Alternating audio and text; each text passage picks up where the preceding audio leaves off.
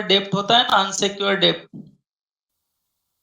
बच्चों मान लो कल को राहुल सर मुझे नहीं दे रहे हैं 10,000, जो कि मुझे लेने का हक है, मुझे उनसे पैसा लेने का जो हक है, राइट है, कल को वो राहुल सर नहीं दे रहे हैं, तो आपको लगता नहीं मैं मेरा राइट्स एक्सरसाइज करूंगा उनके ऊपर केस करके एंड अपना पैसा वसूल करूंगा, उनके ऊपर लीगल एक्शन लेकर मैं अपना पैसा लीगली वसूल करूंगा, मेरा क्लेम वसूल करूंगा।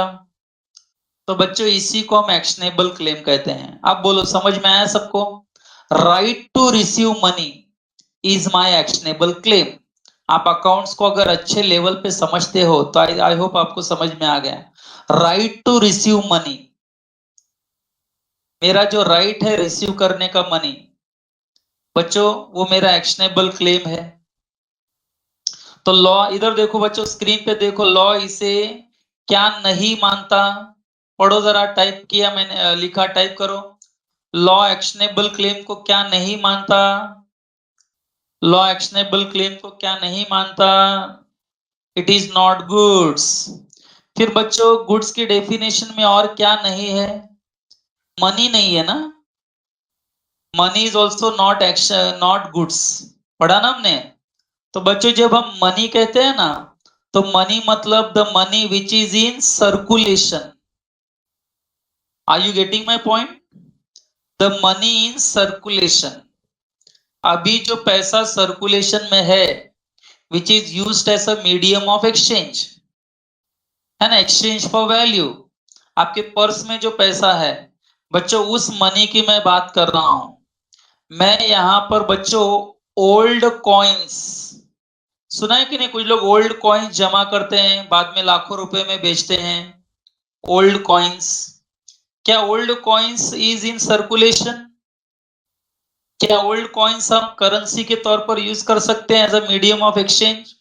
नहीं बच्चों, आपने ओल्ड कॉइन सुना होगा, रेयर कॉइन्स सुना होगा, रेयर कॉइन्स, बरोबर है? या बच्चों कॉइन्स जिसको बच्चों इशू किया जाता है, coins which are issued for its numismatic value, numismatic value मतलब जस्ट फॉर शो ऑफ।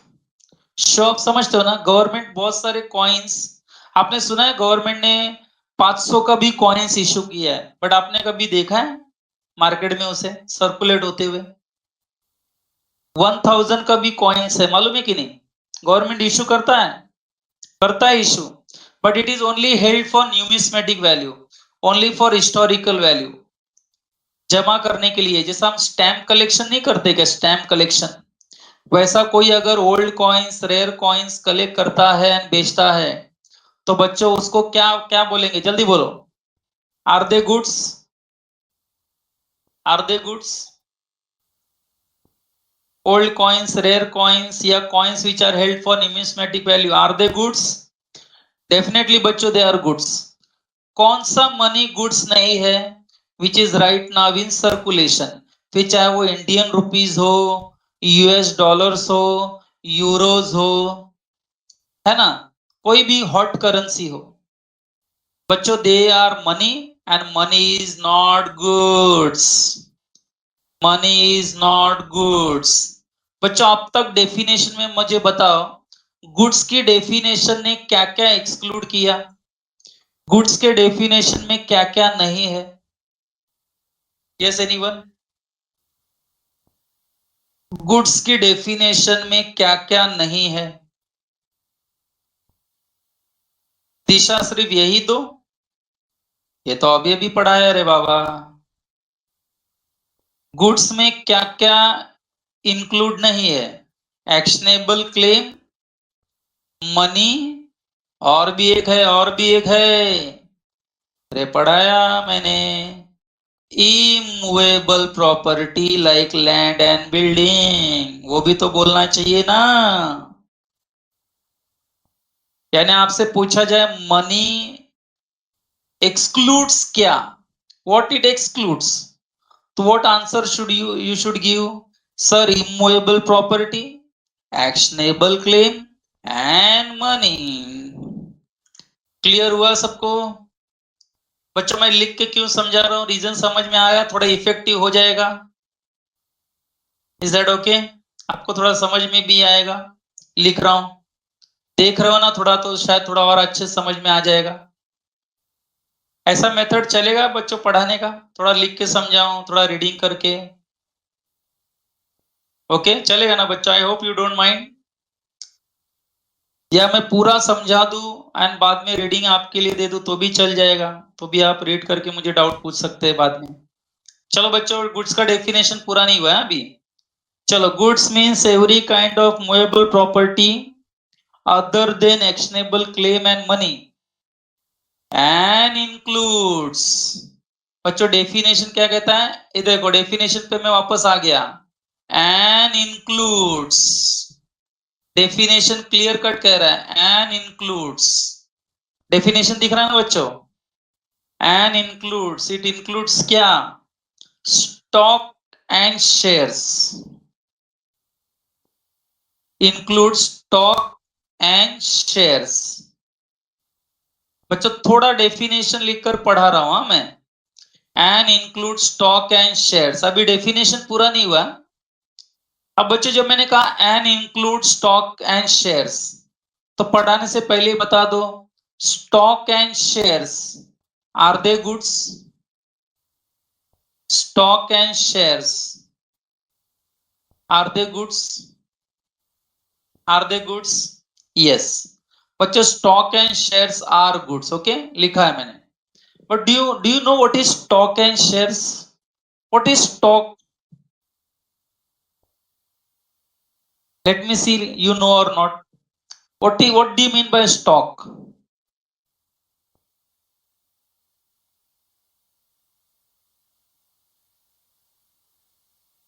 बच्चे इतना इजी वर्ड नहीं है वो, पहले बता रहा हूं, इतना इजी नहीं है वो। What is stock? मालूम नहीं? नहीं मालूम?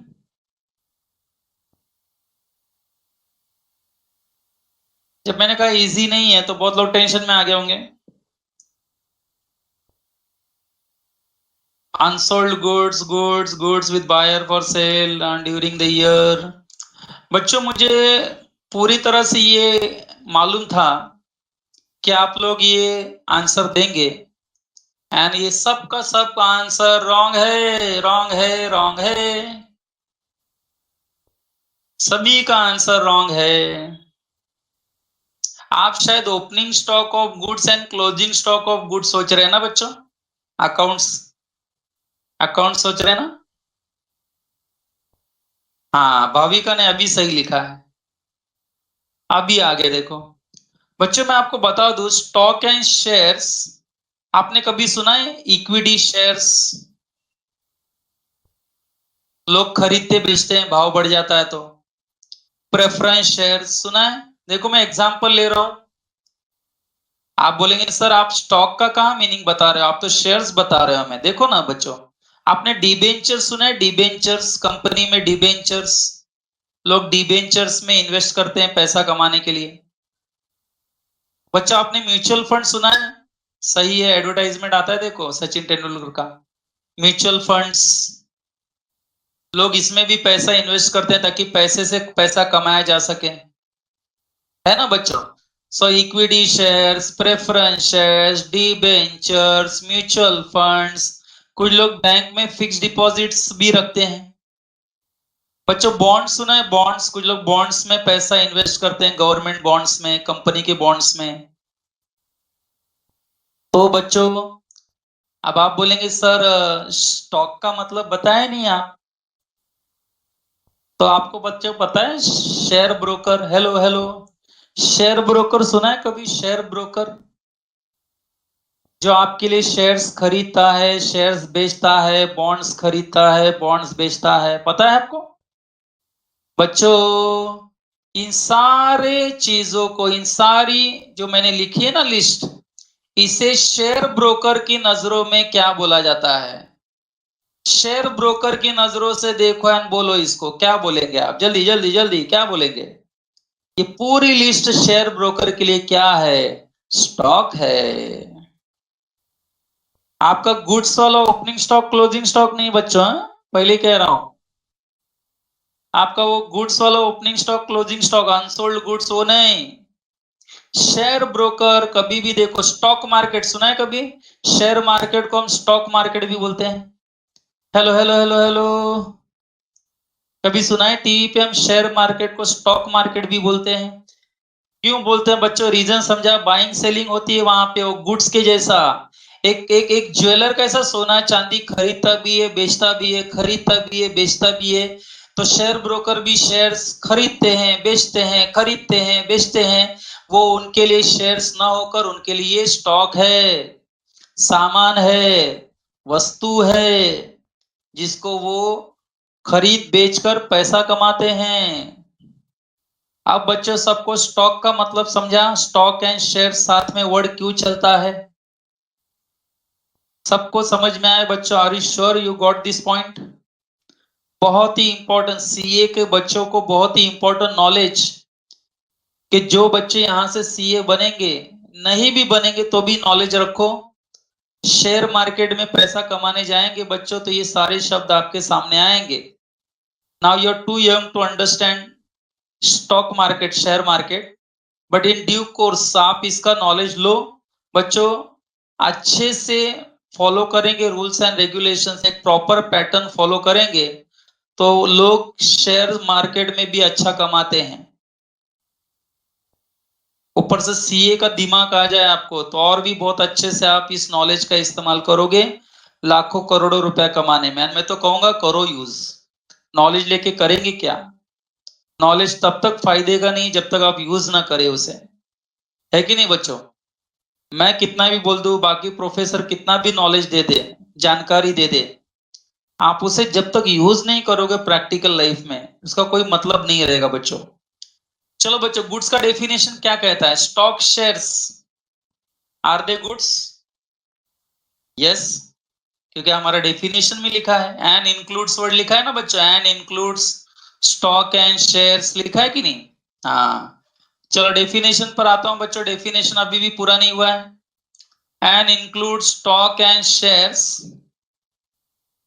स्टॉक एंड शेयर्स एंड बच्चों आगे देखो, डेफिनेशन को कंप्लीट करता हूं, बहुत ही इंटरेस्टिंग होने जा रहा है अभी डेफिनेशन आगे। क्या हो रहा है देखो अभी डेफिनेशन, एक मिनट बच्चे थोड़ा रफ कर देता हूं, लिखा है जगह नहीं है लिखने को।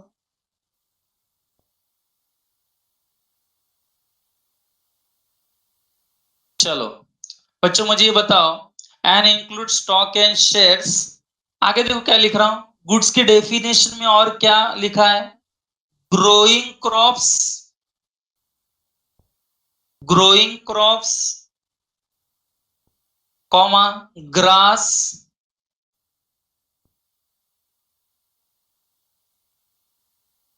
growing crops grass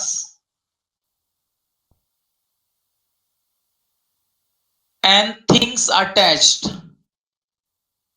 and things पढ़ाई attached। के लिए मेहनत तो सब करते हैं, लेकिन स्मार्ट स्टडी कौन करता है? प्री एग्जाम ऐप के साथ बनाइए अपनी तैयारी super smart. Pre exam app देता है वाइड रेंज के एग्जाम्स की तैयारी, जैसे JEE, NEET, CAT, CA foundation, CS CET, banking, railway, SSC, MBA entrance, SYJC, com, TYB com और भी बहुत कुछ। Chapter wise tests and mock tests, detailed performance analysis, और अब तैयारी होगी एकदम परफेक्ट। कहीं भी कभी भी पढ़ाई करें।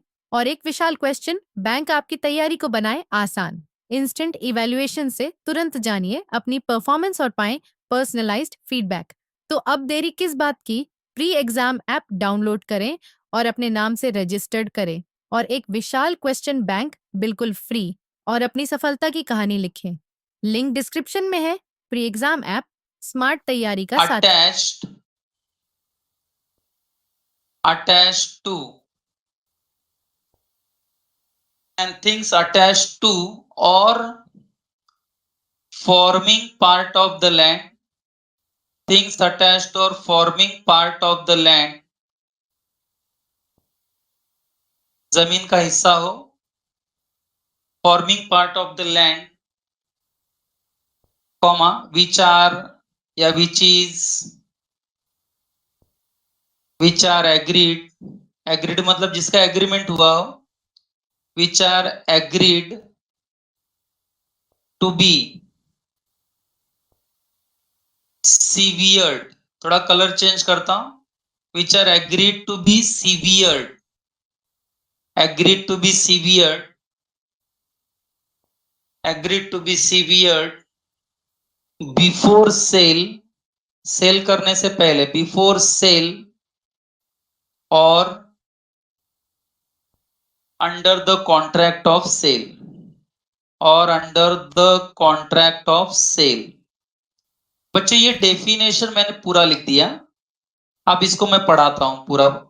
चलो डेफिनेशन आपके सामने है बच्चों, मैंने कहां तक कंप्लीट किया है, देखो लाइन ड्रॉ किया है, वहां तक कंप्लीट किया ना, शेयर्स तक। चलो अब देखो आगे बच्चों, डेफिनेशन ऑफ गुड्स और क्या इंक्लूड करता है स्टॉक एंड शेयर्स के साथ, आगे पढ़ो definition. It include stock and shares, और क्या इंक्लूड करता है वो, growing crops, growing crops, grass और थिंग्स अटैच्ड टू और forming part of the land which are agreed to be severed. चलो रेड कलर में सीवियर्ड लिखा है, उसका मीनिंग बता दूं। सीवियर्ड मतलब टू कट करना, कट करना, अलग करना, जमीन से अलग करना, पेड़ से अलग करना। बच्चों आप किसी भी ट्री से क्या अलग करते हो, फ्रूट्स, फ्रूट्स तोड़ के बेचते हो ना मार्केट में। हेलो हेलो हेलो, मार्केट में बेचते हो ना, तो बच्चों फ्रूट्स को गुड्स बोलेंगे आप, क्या वो फ्रूट्स गुड्स है। ऐसे बीच में सवाल पूछ रहा हूं, हाँ बच्चों गुड्स है ना, क्योंकि मैं नहीं कह रहा हूं, हमारा डेफिनेशन कहता है, हमारा डेफिनेशन कहता है कि जितने भी ट्रीज हैं, ग्रास है, ग्रोइंग क्रॉप्स हैं, और है वो सारे गुड्स कहलाएंगे अगर उस ग्रोइंग क्रॉप्स, ग्रास को या ट्री को आप कट करके या उसका फ्रूट्स कट करके बेचने का किसी के साथ एग्रीमेंट किया हो तो। बच्चों जरा इधर देखो, मैं आपको एक्सप्लेन करता हूं। बच्चों मान लो ये स्टैंडिंग ट्री है, बरोबर है, ट्री देख रहे हो, ये स्टैंडिंग ट्री है, जमीन को अटैच है, ये ट्री है बच्चों, दिख रहा है ट्री सबको, हेलो, हाँ बच्चों ये जमीन को अटैच है कि नहीं। अब मुझे ये बताओ, इसमें बच्चों मान के चलो कि ये फ्रूट्स लगे हुए हैं, येलो कलर का फ्रूट्स लगा हुआ है इसको, ठीक है। अब बच्चों मैं अगर किसी के साथ, ये ट्री मेरा है बच्चों, मैं अगर किसी के साथ ये फ्रूट्स तोड़कर बेचने का एग्रीमेंट करता हूं, इसमें का फ्रूट्स तोड़कर किसी के साथ किसी को बेचने का ये एग्रीमेंट करता हूं, कॉन्ट्रैक्ट करता हूं कि मैं मेरे ट्री के सारे फ्रूट्स तुमको बेच रहा हूं या बेचूंगा, तो बच्चों जैसे ही मैंने कॉन्ट्रैक्ट किया फ्रूट्स कट करके बेचने का, ये स्टैंडिंग ट्री क्या हो गया, टाइप करो, ये स्टैंडिंग ट्री क्या हो गया, ये स्टैंडिंग ट्री क्या हो गया, गुड्स हो गया कि नहीं। कल को बच्चों मैं, हाँ सही है, सबका आंसर करेक्ट है। कल को बच्चों फ्रूट छोड़ो, मैं ये स्टैंडिंग ट्री को कट करके इसका टिम्बर बेचने का, टिम्बर समझते हैं ना, लकड़ी, टिम्बर बेचने का किसी के साथ एग्रीमेंट कर लो, तो इसको कट करके बेचने का टिम्बर किसी के साथ एग्रीमेंट कर लूं, तो ये स्टैंडिंग ट्री क्या कहलाएगा, गुड्स कहलाएगा। बच्चों आपको थोड़ा लॉजिक समझ में आ रहा है, क्या ये स्टैंडिंग ट्री मूवेबल है क्या, क्या ये स्टैंडिंग ट्री मूवेबल है, रात को घूमते रहते हैं क्या सब लोग ट्रीज इधर उधर, नहीं, बराबर है। तो बच्चों जब ये इमूवेबल है तो आप इमीडिएटली क्या बोलोगे, सर ये इमूवेबल है, आपने ही पढ़ाया था, immovable property is not goods, पढ़ाया था आपने ही, पढ़ाया था, पढ़ाया था, बोलो बराबर कि नहीं। आप यही बोलोगे ना। लेकिन बच्चों हमारी डेफिनेशन ने ट्रीज, ग्रोइंग क्रॉप्स और थिंग्स अटैच टू और forming part of the land, इसको भी गुड्स बोला है। अगर आप इसको कट करके बेचने का किसी के साथ कॉन्ट्रैक्ट किए हो या बच्चों कॉन्ट्रैक्ट करने वाले हो तो ये गुड्स बन जाएगा। अब मुझे बताओ बच्चों, जंगल की बात करो, फॉरेस्ट में जाओ, फॉरेस्ट में आपको मालूम है ना हजारों ट्रीज खड़े हैं, बरोबर है। जंगलों में हजारों पेड़ खड़े हैं, क्या उन्हें गुड्स बोलेंगे हम? हेलो, क्या उनको हम गुड्स बोलेंगे क्या? जंगल में हजारों पेड़ खड़े हैं, ट्रीज, तो बच्चों उनको हम गुड्स नहीं बोलेंगे। क्यों नहीं बोलेंगे? क्योंकि उनको कट करके बेचने का मैं किसी के साथ एग्रीमेंट कर रहा हूं क्या? नहीं। यानी बच्चों स्टैंडिंग ट्री, ग्रोइंग क्रॉप्स, बरोबर है, और ग्रास तभी गुड्स माना जाएगा जब इन्हें कट करके बेचने का मैं किसी के साथ एग्रीमेंट करता हूं। तो आप बोलो, आप समझ में आया? फिर चाहे बच्चे खड़े पेड़ हो, गिरे हुए पेड़ हो, मरे हुए पेड़ हो, काटे गए पेड़ हो, कोई भी पेड़ हो, पौधे हो, उन्हें बेचने का अंडर कॉन्ट्रैक्ट अगर मैं किसी के साथ एग्रीमेंट करता हूं तो बच्चों वो स्टैंडिंग ट्री, ग्रोइंग क्रॉप्स और थिंग्स अटैच टू लैंड और forming part of the land will become goods. आप बोलो, सबको गुड्स का डेफिनेशन पूरा समझ में आ रहा है? देखो जरा इधर ऊपर देखो, ये जो डेफिनेशन मैंने लिखा है बच्चों, इज इट अंडरस्टूड? चलो शुरुआत करते हैं। वापस देखो एक बार पूरा पढ़ते हैं, देखो एक एक वर्ड समझ में आया कि नहीं सबको? Goods means every kind of movable property other than actionable claim and money, and includes stock and shares, growing crops, grass and things attached to or forming part of the land which are agreed to be severed before sale or under contract of sale, or under contract of sale. Is that okay? बच्चों ये हमारा India का जो cell of goods act है उन्होंने इसे define किया है, उन्होंने इसे डिफाइन किया है, बरोबर है। अब बच्चों इंग्लिश लॉ समझते हो ना, इंग्लैंड का लॉ, वहां पर भी सेल ऑफ गुड्स एक्ट है। English law and Indian law के डेफिनेशन में फर्क क्या है जरा देखो ना, बरोबर है। वो लोग क्या कहते हैं कि इंग्लिश लॉ के हिसाब से पूरा डेफिनेशन वही है, सिर्फ इंग्लिश लॉ क्या कहता है, स्टॉक एंड शेयर्स, उनके हिसाब से पढ़ो बच्चों क्या नहीं लिखा है, मैंने क्या लिखा है सॉरी, उनके हिसाब से stock and shares are not goods, and हमारे हिसाब से स्टॉक एंड शेयर्स आर, बच्चों इंडियन पॉइंट ऑफ व्यू से stock and shares are goods.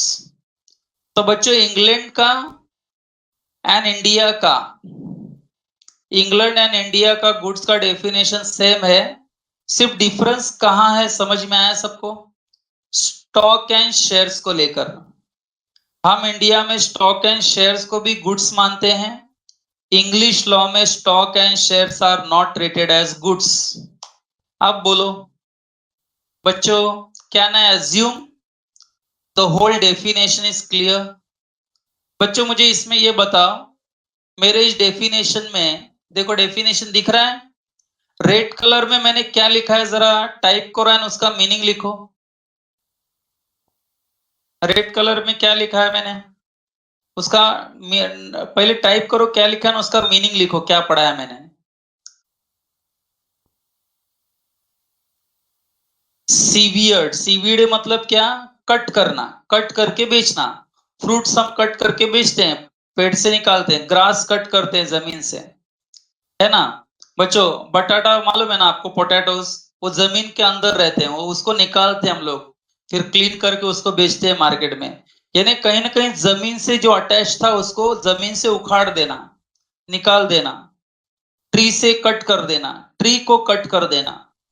लेकिन ये सब का कॉन्ट्रैक्ट होगा तो ही बच्चों हम ग्रोइंग क्रॉप्स, ग्रास और थिंग्स अटैच टू लैंड और forming part of the land को गुड्स बोलेंगे। अदरवाइज इसको हम गुड्स का डेफिनेशन में नहीं डालेंगे। Is that okay with everyone? Is that clear बच्चों? डेफिनेशन। चलो फाइनली कंक्लूजन ड्रॉ करो। चलो चलो कंक्लूजन क्या, मुझे आंसर दो। थोड़ा अलग पेन से लिखता हूं। गुड्स की डेफिनेशन में क्या एक्सक्लूड है? Are you understanding the word exclude?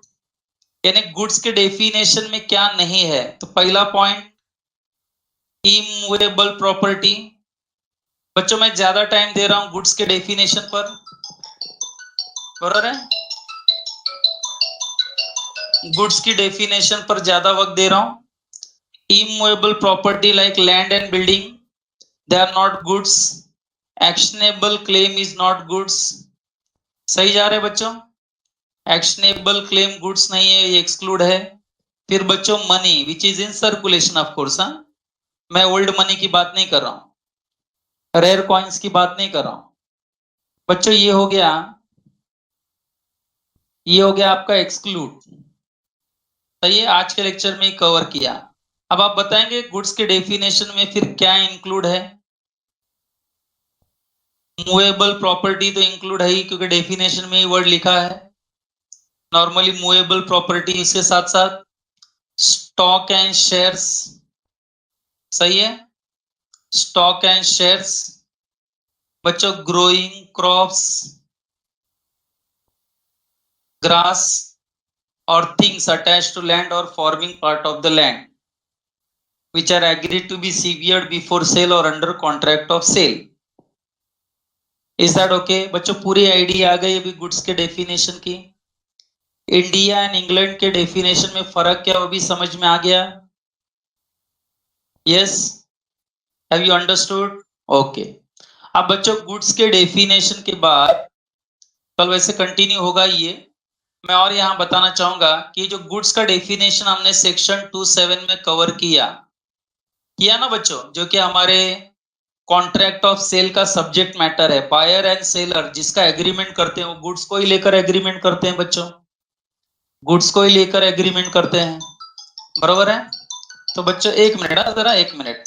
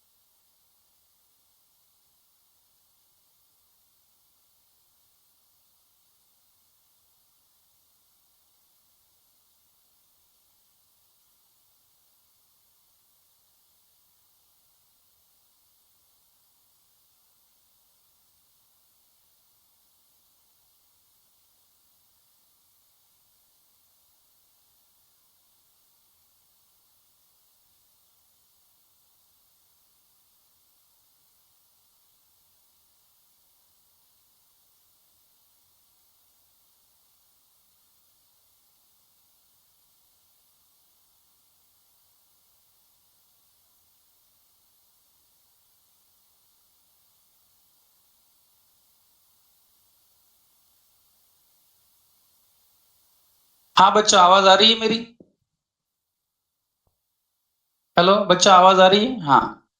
तो बच्चों अभी गुड्स का डेफिनेशन को प्रॉपरली अंडरस्टैंड करने के बाद बच्चों हमारा नेक्स्ट जो इंपॉर्टेंट डिस्कशन होगा वो है कि गुड्स के टाइप्स क्या, अलग अलग नए नए टर्म्स जो हम यूज करने वाले गुड्स को लेकर। तो बच्चों आज मैं जैसे एक स्ट्रक्चर तैयार कर देता हूं, कल आते ही हम लोग एक एक डिस्कशन डिटेल में स्टार्ट कर देंगे। ओके बच्चों? देखो ये जो गुड्स को डिफाइन हमने किया, वो goods, sale of goods act में 3 प्रकार के होते हैं। एक जिसको हम कहते हैं एग्जिस्टिंग गुड्स। क्या बच्चों? एग्जिस्टिंग गुड्स आपके डायग्राम में नोट्सबुक टेक्स्ट बुक में आपको दिखाई देगा, नोट्स में, बरोबर है? फिर बच्चे एक है फ्यूचर गुड्स। ये सब का मीनिंग हम समझने वाले हैं विद एग्जांपल। एंड एक है कॉन्टिंजेंट गुड्स। बच्चों आपको मालूम है हाल ही में हमने कॉन्टिंजेंट कॉन्ट्रैक्ट पूरा किया, याद है? Contingent contract, quasi contract. तो उसमें से कॉन्टिंजेंट कॉन्ट्रैक्ट हमने जो पूरा किया उसी से रिलेटेड बच्चों ये कॉन्टिंजेंट गुड्स आने वाला है। तो इनिशियली हम गुड्स को 3 पार्ट में डिवाइड करेंगे बच्चों, existing goods, future goods and contingent goods. आपको लिखने को आएगा ये question, explain types of goods. तो there are 3 types of goods, existing goods, future goods and contingent goods. Okay, फिर बच्चों आगे चल के हम क्या करेंगे, एग्जिस्टिंग गुड्स में भी 3 पार्ट में डिवाइड करेंगे। That means existing goods are also in 3 parts, divided in 3 types. और बच्चों इसको हम कहते हैं स्पेसिफिक गुड्स। ये एग्जिस्टिंग गुड्स का बच्चों बाइफरकेशन है। एग्जिस्टिंग गुड्स 3 प्रकार के हैं, असर्टन। अब आप बोलेंगे सर इसका सबका क्या मीनिंग है, कल पूरा डिटेल में आ जाएगा बच्चों, डोंट वरी। असर्टन गुड्स यानी कि इसका अपोजिट अनअसर्टन गुड्स, अनअसर्टन। तो बच्चों after understanding the definition of goods you have to understand types of goods. And बच्चों ये लैंग्वेज अगर मैं आपको पढ़ाने में सफल रहा, मुझे लगा कि मैंने आपको ये सब का मीनिंग एकदम प्रॉपरली एक्सप्लेन कर दिया, तो बच्चों यूनिट नंबर 2 से, आई सेड यूनिट नंबर 2 से आपको लैंग्वेज 100% समझ में आ जाएगी। आप यूनिट 1 मेरे साथ कवर करते हो ना अच्छे से सारे टर्म्स, तो जैसे मैं यूनिट 2 में जब बोलूंगा ना स्पेसिफिक गुड्स, तब आप मीनिंग पूछेंगे क्या मेरे से? नहीं, तब आपको ऑलरेडी पता रहेगा कि सर स्पेसिफिक गुड्स बोल रहे हैं उसका क्या मतलब है, सर असर्टन गुड्स बोल रहे हैं उसका क्या मतलब है, सर फ्यूचर गुड्स बोल रहे हैं उसका क्या मतलब है। सुना सबने बच्चों? तो हमारा कल आते ही मैं पहले गुड्स को एक बार रिवाइज करा दूंगा 5 मिनट में। वैसा मुझे लग रहा है कि समझ में आ गया, कल रीड भी करेंगे हम थोड़ा, ठीक है बच्चों? एंड इमीडिएटली हम टाइप्स ऑफ गुड्स का डिस्कशन शुरू कर देंगे। तो मैं आज नहीं शुरू करना चाहता हूं, 2-4 मिनट ही बचा है। बच्चों कुछ डाउट पूछना है किसी को? If you have any doubt you can ask here. Yes, बाकी हम कल तो हम पढ़ने ही वाले हैं बाकी का सब। आज का लेक्चर एकदम एब्सोल्युटली क्लियर। शुरुआत में थोड़ा डिस्टरबेंस आ गया, यहाँ करंट आ जा रहा था बच्चों, इसकी वजह से, बट बाकी का बाद में लेक्चर हुआ 1 घंटा, सबको समझ में आया अच्छे से। चैप्टर 2 का आइडिया आ गया बच्चों, ज्यादा पढ़ना ना पड़े बस आपको, पूरा कॉन्सेप्ट क्लियर रखो so that you can write it in your own words. लिखना है आपको पेजेस के पेजेस, जब पूरा समझा रहेगा तो ही लिख सकते हैं अच्छे से। Okay, so shall I stop now? Okay, thank you students.